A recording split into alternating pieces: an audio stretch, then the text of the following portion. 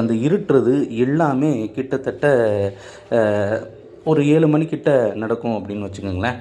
இப்போது விருத்தாச்சலம் ரயில் நிலையம் அப்படிங்கிறது வந்துருச்சு. விருத்தாச்சலத்தில் இருந்து கடலூர் போகிறது இந்த மாதிரியான பகுதிகளுக்கு பேருந்துகள் அப்படிங்கிறது அதிக அளவில் இருப்பதை நம்மால் பார்க்க முடியுது.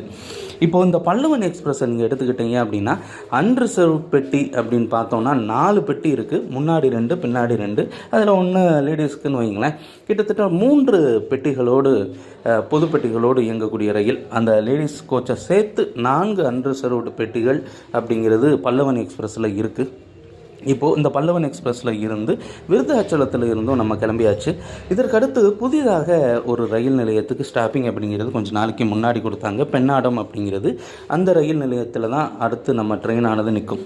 இந்த பல்லவன் எக்ஸ்பிரஸில் அன்ரிசர்வ்டு கோச்சை பற்றி பார்த்துட்டோம். மற்ற கோச்சையும் நம்ம பார்க்கணும் இல்லையா? ஏன்னா புக் பண்ணணும் அப்படின்னா நிச்சயமாக அதெல்லாம் நமக்கு